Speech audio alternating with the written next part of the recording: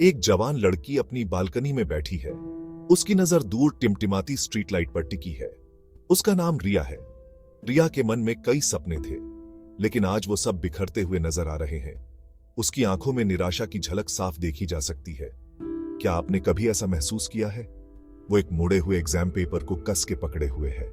Fehling marks, ये सिर्फ एक कागज का टुकड़ा नहीं, बल्कि उसके सपनों का टूटना है। हर एक नंबर उसके आत्मविश्वास को और भी कम कर रहा है। क्या आपके साथ भी ऐसा हुआ है? उसका दिल भारी है, मानो सीने में सीसा पड़ा हो। वो सोचती है कि उसने कहां गलती की। क्या उसकी मेहनत में कमी रह गई थी, या फिर यह सिस्टम ही दोषी है?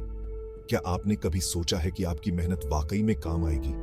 उसके माता पिता मेहनती और आशावान, उन्होंने अपने सपने अपनी बेटी पर टिका रखे थे। वो चाहते थे कि रिया एक दिन बड़ा नाम कमाए, समाज में एक मिसाल बने। उनके लिए रिया की सफलता ही उनकी खुशी थी। क्या आपके माता पिता भी आपसे यही उम्मीदें रखते हैं? पढ़ाई, वो कहते थे, अच्छी जिंदगी का टिकट है। उन्होंने रिया को हमेशा यही सिखाया कि शिक्षा ही उसे एक बेहतर भविष्य दे सकती है। लेकिन आज रिया को ये सब बातें खोखली लग रही हैं। क्या आपको भी कभी ऐसा महसूस हुआ है? लेकिन आज रात रिया को बस निराशा का स्वाद मिल रहा है। उसकी आंखों में आंसू है और मन में सवाल, क्या वो कभी अपने माता पिता की उम्मीदों पर खरी उतर पाएगी? क्या आपने भी कभी अपने भविष्य को लेकर ऐसे सवाल किए हैं? शिक्षा प्रणाली, जो उसे सशक्त बनाने के लिए थी, उसे एक बोझ की तरह लग रही है। हर दिन का संघर्ष, हर रात की चिंता, ये सब उसे थका रहे हैं। वो सोचती है कि क्या ये सब वाकई में उसके लिए है? क्या आपने कभी सोचा है कि इतनी मेहनत वाकई में सार्थक है? रिया की कहानी अकेली नहीं है। पूरे भारत में अनगिनत छात्र एक ऐसी व्यवस्था में फंसे हुए हैं जो अक्सर पोषण से ज्यादा दबाती है। ये छात्र भी रिया की तरह अपने सपनों को टूटते हुए देख रहे हैं। क्या आप भी इस व्यवस्था का हिस्सा हैं? पूरे भारत में अनगिनत छात्र एक ऐसी व्यवस्था में फंसे हुए हैं जो अक्सर पोषण से ज्यादा दबाती है। ये छात्र भी रिया की तरह अपने सपनों को टूटते हुए देख रहे हैं। उनकी आंखों में भी वही निराशा है, वही सवाल। क्या आपने भी कभी अपने सपनों को टूटते हुए देखा है? एक ऐसी व्यवस्था जो रटने को महत्व देती है, समझने से ज्यादा। ये प्रणाली छात्रों को सिर्फ नंबरों में बांध कर रखती है, उनके असली टैलेंट को पहचानने में असमर्थ रहती है। क्या आपने भी कभी महसूस किया है कि आपकी प्रतिभा को पहचाना नहीं गया? ये कहानी है भारतीय शिक्षा जाल की। एक ऐसी कहानी जो हर छात्र के दिल में कहीं ना कहीं बसी हुई है। ये समय है इस व्यवस्था को बदलने का, ताकि हर रिया अपने सपनों को पूरा कर सके। क्या आप भी बदलाव चाहते हैं? छोटी उम्र से ही भारतीय बच्चों को उम्मीदों के प्रेशर कुकर में डाल दिया जाता है। बोर्ड एग्जाम्स का साया उनके जीवन पर मंडराता रहता है। 10वीं कक्षा, 12वीं कक्षा, एंट्रेंस एग्जाम्स, हर साल याद करने और उगलने का एक निरंतर चक्र। ध्यान सीमित होता है, लक्ष्य एक ही, अच्छे नंबर। सफलता का माप हासिल किए गए ज्ञान से नहीं, बल्कि एक कागज पर लिखे अंकों से होता है। दबाव बहुत ज्यादा होता है, और उससे भी ज्यादा होते हैं दांव। असफलता एक अभिशाप की तरह होती है, शर्म का प्रतीक। अंकों का जुनून परीक्षाओं से परे है। रैंक और परसेंटाइल एक छात्र की योग्यता का पैमाना बन जाते हैं। तुलना करना लाजमी है, अक्सर क्रूर भी। छात्रों को एक दूसरे के खिलाफ खड़ा कर दिया जाता है। उनकी आत्म मूल्य की तुलना एक मनमानी बेंचमार्क से की जाती है। बेहतर प्रदर्शन करने के इस अथक दबाव का एक स्याह पहलू भी है। छात्रों में तनाव, चिंता और अवसाद व्याप्त है। सीखने की खुशी, खोज का उत्साह शीर्ष पर पहुंचने की दौड़ में कहीं खो गया है। भारतीय शिक्षा प्रणाली अक्सर आलोचनात्मक सोच के बजाय रटने को प्राथमिकता देती है। छात्रों को तथ्यों और आंकड़ों को याद करने, बिना सवाल किए जानकारी को उगलने के लिए प्रोत्साहित किया जाता है। रचनात्मकता, नवाचार और स्वतंत्र सोच का गला घोंट दिया जाता है। शिक्षा के प्रति इस दृष्टिकोण में जिज्ञासा, विचारों की खोज के लिए बहुत कम जगह बचती है। छात्र सक्रिय शिक्षार्थियों के बजाय जानकारी के निष्क्रिय प्राप्तकर्ता बन जाते हैं। जिज्ञासा की चिंगारी, ज्ञान की प्यास बुझ जाती है।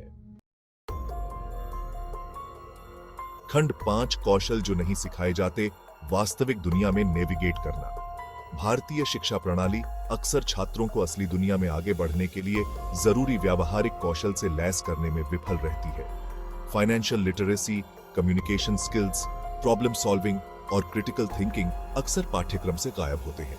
छात्र प्रभावशाली डिग्रियां हासिल करके निकलते हैं, लेकिन तेजी से बदलती दुनिया में आगे बढ़ने के लिए जरूरी जिंदगी के बुनियादी कौशल उनमें नहीं होते।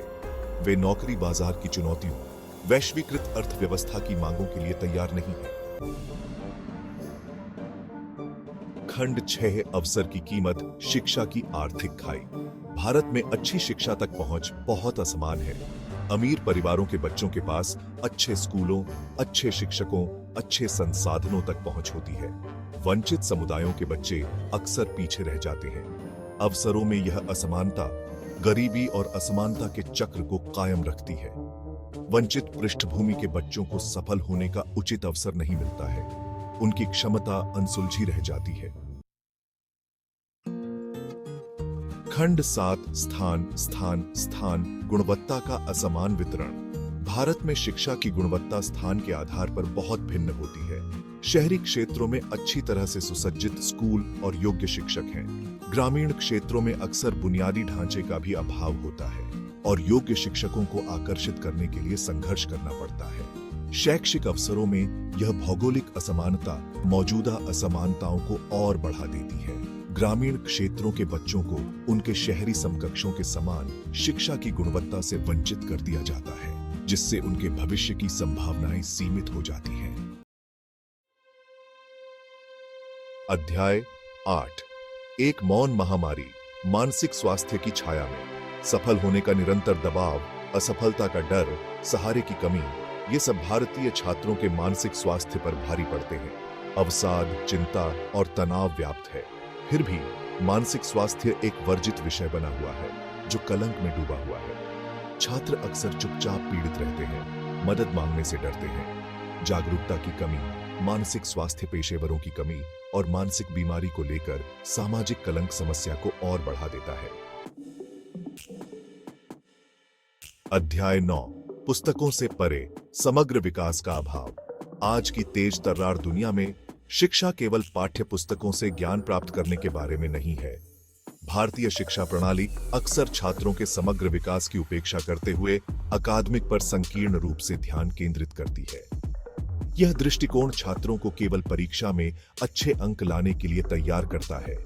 खेल, कला, संगीत और पाठ्येतर गतिविधियों को अक्सर एक अच्छी तरह से गोल शिक्षा के अनिवार्य घटकों के बजाय विकर्षण के रूप में देखा जाता है।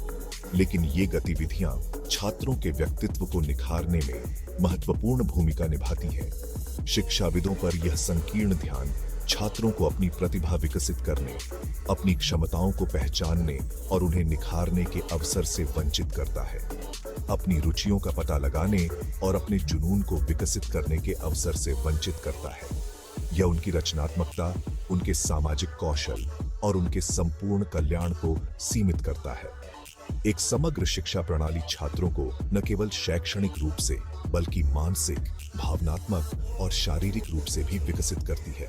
उनके सामाजिक कौशल और उनके संपूर्ण कल्याण को सीमित करता है। यह उन्हें एक संतुलित और पूर्ण जीवन जीने के लिए तैयार करती है, जहां वे समाज में सकारात्मक योगदान दे सकते हैं। अध्याय 10 चक्र को तोड़ना, परिवर्तन की पुकार। भारतीय शिक्षा प्रणाली को सुधार की सख्त जरूरत है। हमें रटने की प्रणाली से आगे बढ़कर आलोचनात्मक सोच को अपनाने की जरूरत है। हमें छात्रों के समग्र विकास को प्राथमिकता देने, उनकी रचनात्मकता और नवाचार का पोषण करने की आवश्यकता है। हमें अमीर और गरीब के बीच की खाई को पाटने की जरूरत है, यह सुनिश्चित करते हुए कि सभी के लिए गुणवत्तापूर्ण शिक्षा समान रूप से सुलभ हो। हमें छात्रों के बीच मानसिक स्वास्थ्य संकट का समाधान करने, कलंक को तोड़ने और सहायता प्रदान करने की आवश्यकता है। अध्याय 11 एक उज्जवल भविष्य की ओर, शिक्षा के माध्यम से भारत को सशक्त बनाना। शिक्षा प्रगति का आधार है, वह नींव जिस पर हम अपने सपनों और आकांक्षाओं का निर्माण करते हैं।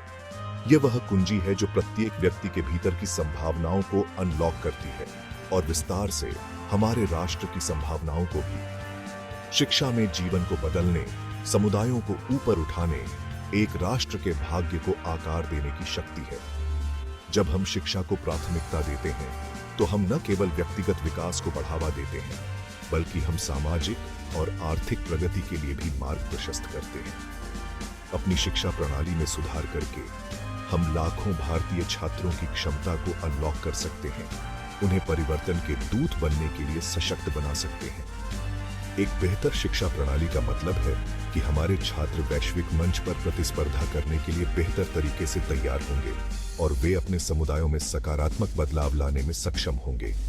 आइए हम वर्तमान प्रणाली की बेड़ियों को तोड़ें और एक ऐसी शिक्षा प्रणाली का निर्माण करें जो वास्तव में समावेशी हो, वास्तव में सशक्त बनाने वाली हो और वास्तव में हमारे बच्चों के सपनों के योग्य हो।